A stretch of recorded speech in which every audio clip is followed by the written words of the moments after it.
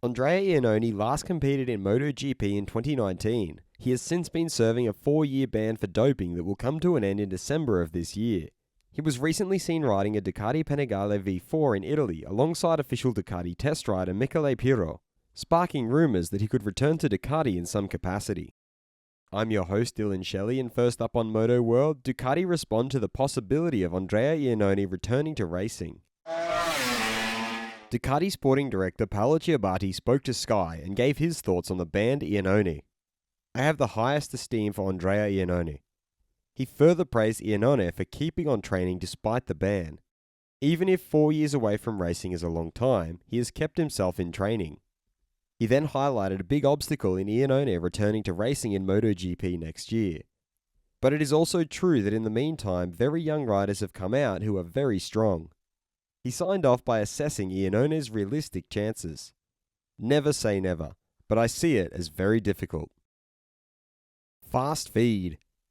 Gresini's Alex Marquez suggested that Ducati is easier because it gives you more information. With the Honda, you would do a lap, but you didn't understand why you had done it. It was all madness. With the Ducati, you feel what you're doing all the time. Gas team boss Hervé Poncharal confirmed that Pol is certainly the captain of Gas. He is happy to be back home, loves the DNA of this bike. He is ready to show the directors that they were right to have him back. Honda's Joan Mir feels that they are not that far. We have to be optimistic. Teammate Marc Marquez added that it will be very important to do well in qualifying because the starting grid is now for 2 races. The Ducati riders are really strong, and in this group, Bagnaia is the strongest. LCR Honda's Alex Rins suggested that he is better than Joan and Marc, especially in terms of race pace. But of course, there is always something that they do differently, which is why I will look at their data.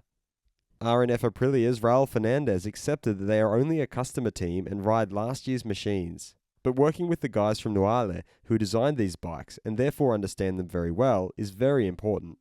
And Honda's team manager Alberto Puig highlighted that they are obviously half a second, 0.6 of a second off the pace of those in front.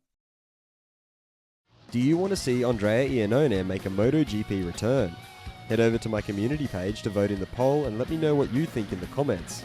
And if you liked this video, feel free to subscribe and check out my others for all the latest in the world of MotoGP.